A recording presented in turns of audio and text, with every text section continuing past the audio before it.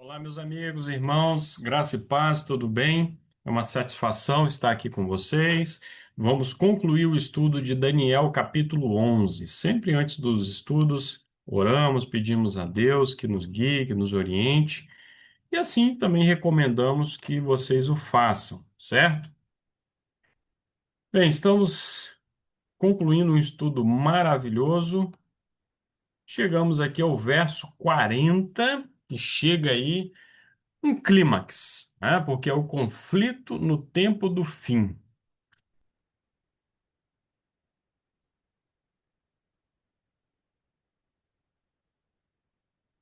Esse é o ponto em que os teólogos mais se dividem, né? Que conflito é esse no tempo do fim? Quais são os interesses em jogo? Nós entendemos que, mais uma vez aqui, entra o Islã. É dito ali, no tempo do fim, ou seja, depois de 1798, século XIX para frente, o rei do sul, o Islã, o desafiará, desafiará o papado, o rei do norte. Não é novidade para ninguém que o Islã radical, e quando mencionamos aqui o Islã em colchetes, aqui nessa seção, dos versos 40 em diante, estamos nos referindo ao Islã radical. Existem grupos mais moderados no mundo islâmico, mas estamos aqui nos referindo ao Islã radical, aquele que está envolvido em atos terroristas, que defende o extermínio de nações inteiras, como o Estado de Israel, daí por diante. Não é novidade para ninguém que o Islã radical odeia o papado, odeia o Ocidente, está em guerra declarada com o Ocidente. Em 2014, foi proclamado o Califado do Daesh, o Estado Islâmico. E eles dominaram, chegaram a dominar nos anos seguintes vastos territórios ali entre o norte do Iraque, Síria. E tinha uma estrutura incrível, né? Porque como tinham acesso a petróleo, a muito dinheiro, investiam muito na propaganda, vídeos, e tinham essa revista chamada de Dabiq. E no ano de 2014, ainda o número 4 dessa revista, trouxe ali na capa essa foto aqui do obelisco lá no Vaticano, com a bandeira do Estado Islâmico sobre ele. Então, meus caros, era um objetivo declarado do Estado Islâmico conquistar o Vaticano, promover um ataque ali contra a Santa Sé. Vejam que coisa. Dentro dessa revista, Abu Muhammad al-Adnani, porta-voz do Daesh, ou Estado Islâmico, disse o seguinte: na verdade, essa fala dele foi num vídeo que foi reproduzida dentro dessa revista, tá? Publicada ali. Foi dito o seguinte: o Abu Muhammad, e assim prometemos a vocês, ó cruzados, olha a linguagem. Lembre-se que nós falamos no vídeo anterior que é uma confrontação em três atos, né? Primeiro lá nas cruzadas, depois o embate entre o papado e o Império Otomano, e aqui no tempo do fim, essa aliança papal contra o terror, né? Então veja a referência que ele faz aos cruzados. E assim prometemos a vocês, ó cruzados, com a permissão de Alá, que esta campanha será a sua campanha final. Olha a referência a uma campanha final. Ela será quebrada e derrotada, assim como todas as suas campanhas anteriores foram quebradas e derrotadas. Exceto que desta vez nós os invadiremos depois, e vocês nunca mais nos invadirão. Conquistaremos sua Roma, quebraremos suas cruzes, escravizaremos suas mulheres com a permissão de Alá, o Exaltado. Muito bem. Entendendo então melhor a natureza do Islã radical. Temos aqui uma citação do livro Ocidentalismo, do Ian Buruma e Margalit, um outro autor ali. Sua descrição da civilização ocidental como uma forma de barbárie idólatra é uma contribuição original para a rica história do ocidentalismo. A idolatria é o pecado mais hediondo. O pior pecado de todos é a idolatria. E quem encarnaria melhor essa idolatria do que os Estados Unidos de um lado e o Papado Vaticano de outro, hein? Esse pecado deve ser combatido com todas as forças e sanções à disposição do verdadeiro fiel. Esse pecado precisa ser extirpado, eliminado pela força. Essa é a convicção do Islã. E aí nós temos, em 2017, o Estado Islâmico, um plano deles para tentar matar o Papa Francisco, o então Papa Francisco, no Egito. No fim de abril daquele ano, o Papa faria uma visita ao Egito e o plano deles era matar, era eliminar o Papa ali naquele momento. Bem, um episódio assim, um atentado diretamente contra o Papa, contra o Vaticano, contra um grande centro cristão, poderia desencadear um grande conflito ali entre as forças do Ocidente e o Islã, particularmente o Islã radical, que nós entendemos que aparece aqui na profecia de Daniel 11, a partir aqui do verso 40. Isso está para o futuro, então precisamos ter uma certa cautela, mas seguindo a linha da profecia, interpretando a profecia de forma literal, né? Porque é uma profecia literal, esse confronto deve ser entre as forças leais ao papado e o Islã radical. Bem, alguns vão dizer, mas o Estado Islâmico saiu de cena, né? Ele foi eliminado como uma força política controlando territórios, controlando um califado, ele não existe mais. De fato, isso é verdade. Continua promovendo atentados, né? Como promoveu recentemente no Congo, mais de 200 vítimas lá no Congo, inclusive mortos num funeral, uma coisa horrorosa. Mas não é um Estado mais. Mas existiria algum Estado, sobretudo ali no Oriente Médio, fomentando o terror, patrocinando grupos terroristas, pregando o fim do Estado de Israel? A resposta é sim, existe esse Estado, esse patrocinador do terror. Não é sequer um Estado árabe, é um Estado persa. Estamos nos referindo aí ao Irã, ao regime dos ayatolás, instalado no Irã desde 1979 e até hoje um grande patrocinador do terror. Patrocina grupos terroristas como Hezbollah, que está ali no sul do Líbano, o Hamas, que ainda controla a faixa de Gaza. No dia 7 de outubro, né, de 2023, promoveu um atentado terrorista sem precedentes ali dentro do território de Israel. Israel trava uma guerra até hoje, até o momento. Estou gravando aqui no dia 20 de setembro de 2025 e até hoje essa guerra está sendo travada ali entre as forças de defesa de Israel e o Hamas ali na faixa de Gaza. Sem falar nos Houthis ali no Iêmen, que o Irã patrocina. Então, neste ano de 2025, você sabe, meses atrás, ocorreu ali um confronto direto entre Israel e o Irã, porque até então o Irã atuava por meio desses proxies, né?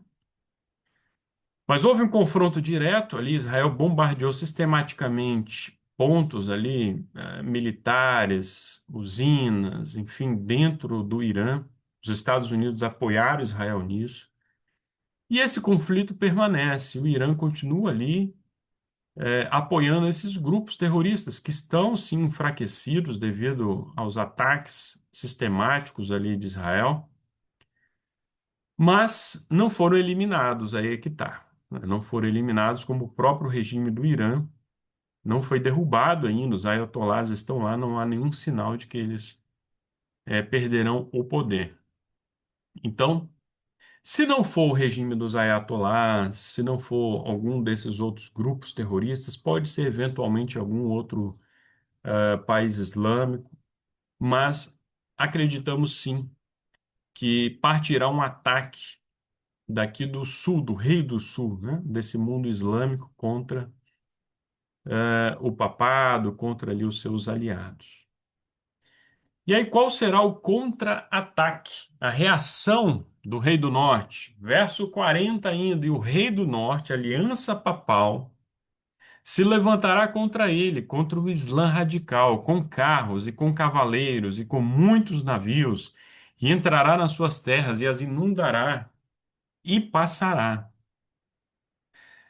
Notem bem, meus caros, alguns vão falar bem, mas o Rei do Norte não tem um exército, é verdade. O Papa tem uma força simbólica ali, que é a Guarda Suíça. Mas o papado também não possuía essa força lá na Idade Média. Vocês sabem que quando Justiniano foi remover ali os vândalos do norte da África, ele titubeou, ele ficou ali na dúvida. O historiador Procópio de Cesareia, no livro terceiro, ele destaca isso, né? Que ele ficou meio ali retraído, estava na dúvida, porque o prefeito do pretório, né, João da Capadócia, o aconselhou a não promover essa guerra, porque seria custosa, perdas humanas aconteceriam, resultado incerto, poderia enfraquecer o poder do próprio Justiniano. Aí aparece um bispo, pede uma audiência e diz que em sonhos Deus apareceu para ele, dizendo que Justiniano deveria sim promover essa guerra para proteger os cristãos ali do norte da África. E aí então Justiniano ordena o seu general Belisário a derrotar ali os vândalos do norte do território africano. E os vândalos são derrotados. Um daqueles três chifres que são removidos quando se levanta o chifre pequeno, né? Foram os Érulos, os ostrogodos, né, que controlavam ali a Itália na sequência, e depois os vândalos aí na Reconquista. Esses três reinos germânicos eram arianos, né? Ou seja, rejeitavam a autoridade do Papa, rejeitavam a Trindade. Então era um obstáculo para a ascensão do papado. A derrota desses reinos ali entre o final do século V até o ano 538 marcou então a ascensão do papado. Isso só foi possível devido às forças do Império Romano do Oriente, as forças ali de Justiniano. Depois, nas cruzadas, nós vimos mesma coisa, o Papa conclamou ali os reis cristãos, né, a atual França, enfim, dos outros países, a atacarem aqui os muçulmanos aqui na Terra Santa. Depois, a luta contra o Império Otomano, né, o Papa Pio V ali forjando a Liga Santa, né, que venceu ali a Batalha de Lepanto em 1571. E acreditamos que aqui no tempo do fim, mais uma vez, a aliança papal, né, possivelmente aí a OTAN, os Estados Unidos, irão atuar a serviço aí do bispo de Roma, tá? Do líder aí da Igreja Católica. E esse contra-ataque então será feroz. E temos várias referências aqui que na Bíblia são claramente referências à guerra, não há como negar isso. Carros, cavaleiros, muitos navios, né? E inundando. Essa ideia de inundação aparece aí em outros momentos. Olha, carros e cavaleiros lá em Isaías 22, 6 e 7. Inundação aparece, por exemplo, Daniel 9, 26, a destruição do templo dos judeus pelos romanos no ano 70, né? A imagem de uma inundação. Naum 1, verso 8, a invasão de Nínive também como uma inundação. Isaías 8:8 se referindo a Judá, né? Quando Judá foi conquistada também como uma inundação. Então, não existe margem aqui para interpretar esse embate como meramente um embate ideológico entre as forças ali religiosas aliadas ao papado, a Babilônia mística do tempo do fim, contra as forças ideológicas ali derivadas da Revolução Francesa, né? O materialismo, o humanismo, o marxismo. Não, não é meramente um embate ideológico, é um embate militar. Uma honesta exegese nos leva a essa compreensão. Aqueles que querem interpretar essa parte aqui do capítulo 11, né, de uma forma mais simbólica, de uma forma espiritual, querem espiritualizar essa interpretação, não estão sendo leais a uma correta hermenêutica, uma correta interpretação desse capítulo que tem um tom todo literal.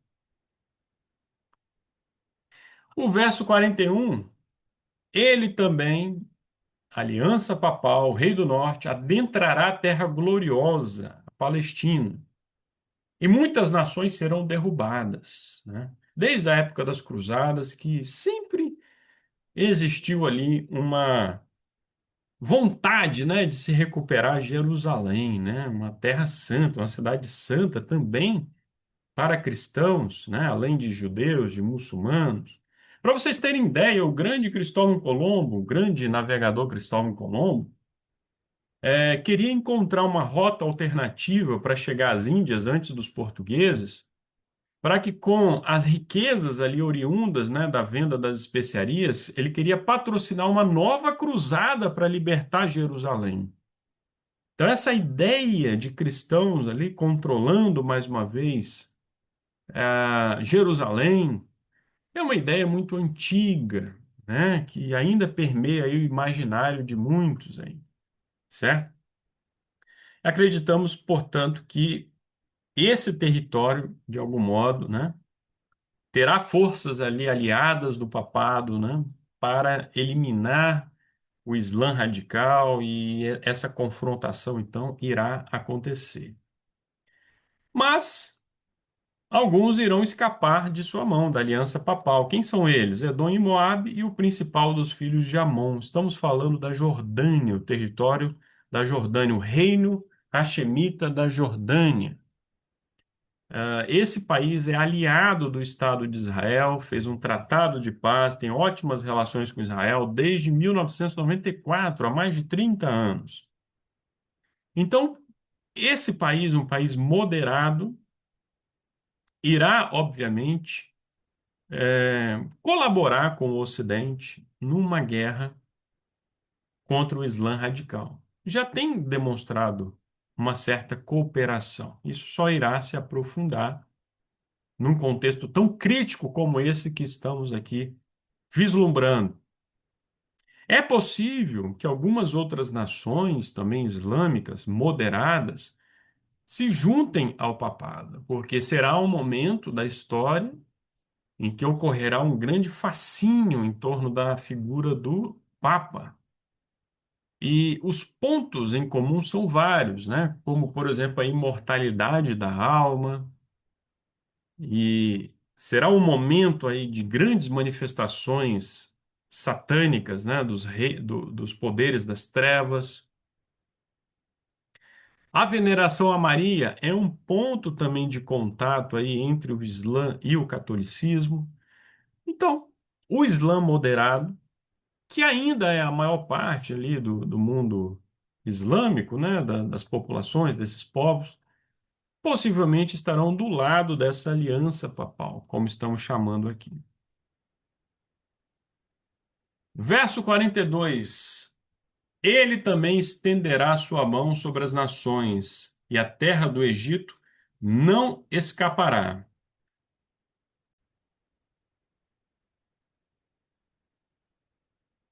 Como que o Egito entra aqui nessa história, né? Vocês devem se lembrar que eu já falei sobre o papel estratégico do Egito em relação ali ao Canal de Suez, né, uma ligação entre o Mar Mediterrâneo, o Mar Vermelho e dali o Oceano Índico, enfim, o Oriente. O Egito será alvo dessa aliança papal, até porque ele abriga assim, grupos radicais, como a Irmandade Muçulmana, dentre outros grupos. Então a terra do Egito não escapará. Aqueles que querem ver o Rei do Sul como uma representação das ideologias materialistas, as ideologias marxistas e tudo mais, se apegam àquele verso lá de Apocalipse 11, né, que fala lá de espiritualmente o Egito e Sodoma e tudo mais. E aí o Egito representando o ateísmo, né, porque o faraó negou a Deus, né, ele questionou ali a Moisés, quem é o Senhor e tudo mais. E Sodoma, uma referência a toda a imoralidade que passou a predominar ali na França durante a Revolução Francesa. Mas, se isso vale para a Revolução Francesa, não vale aqui para Daniel 11, quando falamos do Egito, porque aqui não estamos falando, não há nenhuma referência espiritual ao Egito, como há lá em Apocalipse 11. Aqui, todo o texto, toda a linguagem é literal. Estamos falando aqui da terra do Egito. O território, o país chamado Egito, não escapará dessa invasão. Ele será invadido, sofrerá ali uma retaliação pelo fato, de ter ali grupos radicais e a fúria ser tremenda aí dessa aliança papal. Verso 43. Mas ele terá poder sobre os tesouros de ouro e de prata e sobre todas as coisas preciosas do Egito. E os líbios, aqui a Líbia, e os etíopes, aqui o Sudão, estarão nos seus passos, né? Também vão ser alvo aí dessa ação aí da aliança papal. Em destaque aqui nós temos o chamado Oriente Médio, né? Os países que compõem aí o Oriente Médio são países que estão relativamente próximos da Europa, de Israel, e que têm sim, todos eles, em maior ou menor medida, relação aí com todo esse embate entre o Ocidente, grupos radicais, grupos terroristas, né? Então estarão envolvidos aí de algum modo. Como nós mencionamos, né, aqueles países mais moderados provavelmente estarão do lado da Aliança Papal e regimes teocráticos, regimes que patrocinam o terrorismo. Caso aqui do Egito, que não é um patrocinador do terrorismo neste momento, mas tem grupos radicais. Líbia, que é um país todo fragmentado ali desde a Primavera Árabe, país cheio de problemas, grupos terroristas, Sudão, enfim. Esses países serão alvo provavelmente dessa ação aí da Aliança Papal. E aí temos no verso 44. Mas as notícias do leste, as notícias do Oriente, China, e do norte, a Rússia, o atribularão. Recentemente, estamos falando aí de algumas semanas atrás, né, dia 1º de setembro, ocorreu uma cúpula, a 24ª cúpula lá da Organização de Xangai, e o presidente da China, o ditador chinês, Xi Jinping, anunciou uma nova ordem mundial. Essa expressão é engraçado que até um tempo atrás diziam que era coisa de teóricos da conspiração. E da pandemia para cá ficou mais comum ouvirmos falar, inclusive na imprensa mainstream, essa expressão, a nova ordem, uma nova ordem mundial. O Xi Jinping anunciou lá, eu achei isso bem interessante, né? Uma nova ordem mundial ali, junto com Vladimir Putin, junto com a Índia, enfim. Sabemos que o Vladimir Putin tem pretensões imperialistas, ele entende que a desintegração da União Soviética, do Império Soviético, foi o maior desastre geopolítico do século XX, está lá invadindo a Ucrânia, tem pretensões ali sobre outros países que eram satélites da Rússia ali durante o período da Guerra Fria. A China tem pretensões sobre Taiwan, né, que considera uma província rebelde, embora o Partido Comunista Chinês nunca tenha governado Taiwan, que na prática é um país, né, só não é reconhecido pela ONU, mas tem seu próprio exército, sua própria moeda, suas relações internacionais. Então, é possível que essas notícias deixem a aliança papal atribulada durante um período, né? Assuste ali, né? Mas, logo a seguir, o que acontece? Ele sai com grande fúria para destruir, totalmente eliminar a muitos. Alguns, como o pastor Sérgio Santelli, né, entende, pelo menos agora mais recentemente, esse verso 44, e o Tim Husenberg também, como uma referência aí ao alto clamor, à pregação do evangelho, ali no tempo do fim, e isso vai enfurecer a aliança papal, e essa aliança vai sair ali perseguindo, né? Teremos as leis dominicais e haverá ali uma grande perseguição contra o remanescente. Eu creio que isso também é possível, né? Mas isso não invalida também essa interpretação de que tudo que acontecerá ali na China, na Rússia, que são potências ainda hostis aos Estados Unidos, não estão perfeitamente alinhadas, né?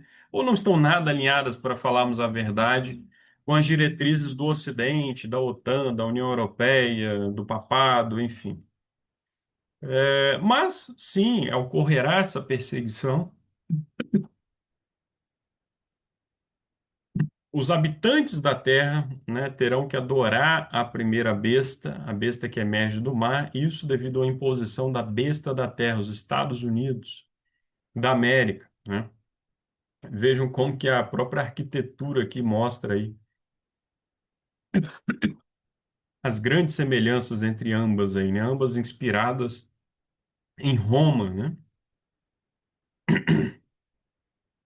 Nesse momento aqui, o povo de Deus já deverá estar no campo, né? Produzindo seu próprio alimento. Só uma pincelada nisso aí.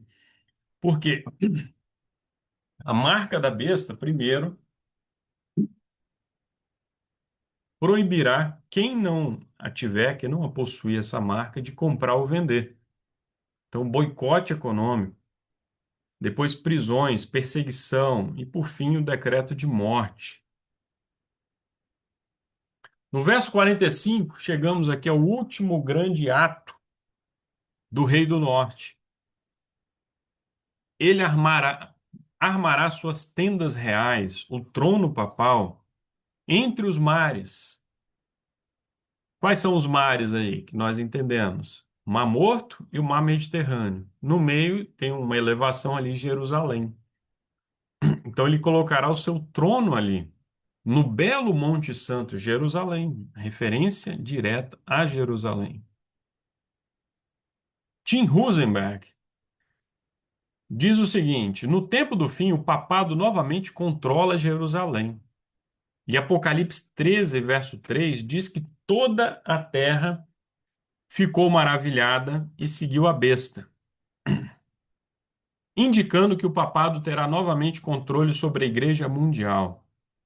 O que é literal é um paralelo do que é espiritual barra religioso. Não é uma coisa ou outra, como alguns acreditam, né? Literal ou espiritual. Não, é ao mesmo tempo literal e espiritual barra religioso em Daniel 11, 40 a 45. É literal e religioso. Existe aí uma disputa pelos corações, pelas mentes, e uma disputa ao mesmo tempo por um território que é considerado santo, né? Uma terra santa. Então, o prestígio do papado estará ali nos píncaros, né? Estará nas alturas. E, possivelmente, para se aproximar mais dos seus súditos do Oriente, estabelecerá o seu trono ali em Jerusalém. Não significa que abandonará, eventualmente, o Vaticano. Talvez esse trono aqui seja mais uma sede, né, do papado ali em Jerusalém. Mas faz todo sentido, né? Que ele estabeleça ali o seu trono também em Jerusalém, né? Demonstrando assim o seu poder. Jerusalém que está entre o Ocidente e o Oriente. Em mapas antigos, né? A cidade estava ali no centro do mundo, né? Então, temos toda essa movimentação aqui do papado no finalzinho, né? Quando o poder dele estará ali nas alturas os extremistas, né? Sejam os islâmicos radicais, sejam os guardadores do sábado, né? Estarão sob controle na visão dele, né? O remanescente fiel nesse momento já estará nos montes, nos lugares ermos da terra, alguns estarão em prisões, outros sendo escravizados, outros já terão sido martirizados. Então, esse será o momento ideal em que ele irá proclamar a paz e a segurança no mundo, né? E Satanás personificando a Cristo, promovendo milagres, deuses pagãos se exibirão, né? Ellen White fala sobre isso.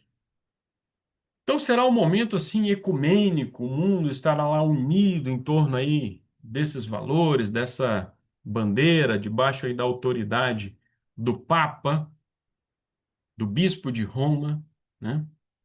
Mas a história não termina por aí, felizmente, né? Olha, lembre-se que eu havia falado um pouco antes que o papado, catolicismo, né, é um anticristo e o Islã também, né?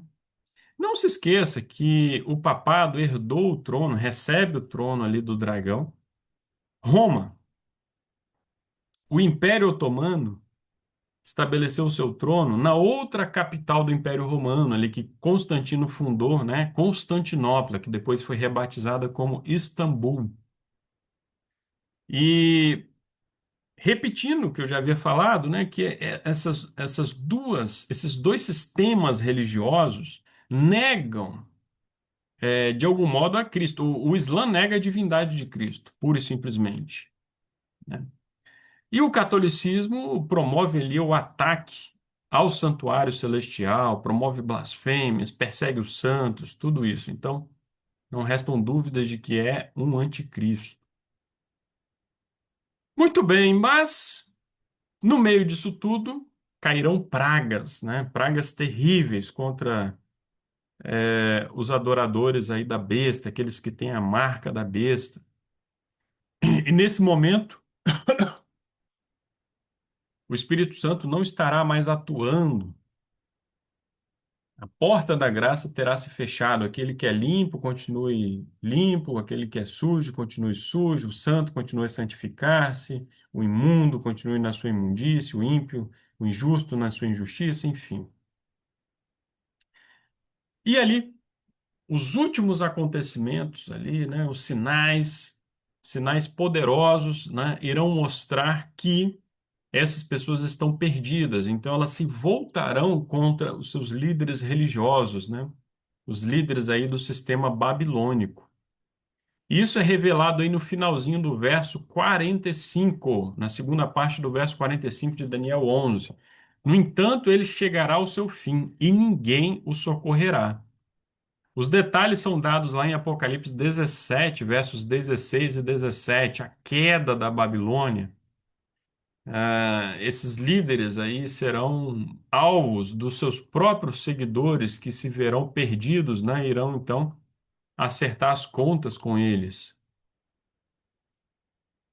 Muito bem, chegamos a Daniel 12, verso 1, quando é dito lá que neste tempo, no tempo do fim, Miguel se levantará. Miguel, nós sabemos que é Jesus, né? Ele reina agora, porém ele renunciou esse trono no fim desta dispensação, está em 1 Coríntios 15, verso 24. Então, ele se levantará, o verbo amad, verbo ligado ao vocabulário de guerra. No próprio capítulo 11 de Daniel, nessa própria quarta visão, aparece várias vezes essa expressão, esse verbo. E a última ocorrência é iniciada justamente por Miguel, Miguel se levantando, né, para estabelecer o seu reino. Segundo Jacques Ducan, no livro Segredos de Daniel, o levantar-se, o Amad de Miguel, no começo do capítulo 12, ecoa o levantar-se dos ressuscitados no final do capítulo. A vitória é cósmica. Não somente um triunfo político ou religioso, mas é a vida vencendo a morte. Temos aí a ressurreição dos salvos, a vida vencendo a morte. Mas antes, um pouquinho antes, né, da volta de Jesus, o relato aqui não está numa sequência exata, né? Então, por isso que é dito o seguinte, que haverá um tempo de tribulação, um tempo de angústia, tal qual nunca houve desde que existiu nação até aquele tempo. E naquele tempo teu povo será libertado, todos os que forem encontrados no livro da vida. Então, ocorrerá essa grande tribulação, essa grande perseguição, como eu mencionei, mas quando tudo parecia ali perdido, quando os decretos de morte já terão sido promulgados, os ímpios estarão ali prontos a exterminar o povo de Deus, o que acontecerá? Um grande terremoto, a libertação daqueles que estão nas prisões. Sabemos que a lei de Deus, nesse contexto aí, será apresentada ali no céu, né? Aqueles que pisaram a lei de Deus irão ver isso com horror, com espanto. Temos mais um comentário aqui. Como no capítulo 7, o capítulo 12 coloca a vinda de Miguel, filho do homem, em um contexto de juízo. Mas no capítulo 12, o juízo se expande além da cena celestial do capítulo 7. E temos aqui Daniel 12, verso 2: E muitos daqueles que dormem no pó da terra despertarão, alguns para a vida eterna, e alguns para vergonha e desprezo eterno. Essa segunda ressurreição acontecerá depois do milênio, né? Então, na primeira ressurreição, os salvos, né, ressuscitarão perfeitos, né, em corpos incorruptíveis, e irão reinar com Cristo no céu por 1000 anos. E depois, na segunda ressurreição, então, os ímpios irão ressurgir, Satanás será liberto da sua prisão, né, sua prisão de circunstâncias, tentarão atacar a cidade santa, vai descer fogo e enxofre, e todos serão exterminados. Ocorre uma aniquilação. Então, não tem tormento eterno, tem vida eterna para os salvos e aniquilação dos ímpios. Serão exterminados pelo sopro da boca de Deus, não restará nem raiz nem ramo. E Daniel 12, verso 3, então, finalizando a quarta visão: E aqueles que forem sábios brilharão como o esplendor do firmamento, e aqueles que converterem muitos para a justiça, como as estrelas, para sempre e para sempre. Amém. Terminou o grande conflito. Vida eterna, salvação, para aqueles que lavaram suas vestes no sangue do Cordeiro. Meu compromisso com Deus: seguirei estudando a história e as profecias. A história. Primeiro, as profecias são uma antecipação da história, e a história é a confirmação ali do cumprimento das profecias ao longo do tempo. Rejeito a sedução e as ilusões dos reis desta terra. Estarei pronto quando Miguel se levantar. Amém. Que Deus nos abençoe, que possamos realmente seguir estudando as profecias. Lembramos, lembramos que as profecias são melhor compreendidas quando elas se cumprem ou depois que elas já se cumpriram. Em relação a esses últimos versos aí de Daniel 11, os versos 40, 45, se ocorrer um cumprimento diferente, o desenrolar dos acontecimentos mostrar uma outra direção, que assim seja, que estejamos do lado de Miguel, quando Miguel se levantar. Isso é o mais importante. Mas a nossa compreensão, com base em todo esse estudo, os argumentos que apresentamos aqui, é de que o Rei do Sul realmente representaria o Islã radical. Não é todo o Islã, é o Islã radical. Ao passo que o Rei do Norte também não são todos os cristãos, né? O papado ali, os seus aliados. Se você compreendeu isso, você tem uma compreensão um pouco diferente, sinta-se à vontade para postar aqui um comentário, dizer o que que você achou, contribuir conosco. Que Deus nos abençoe e até o próximo estudo, se Deus quiser.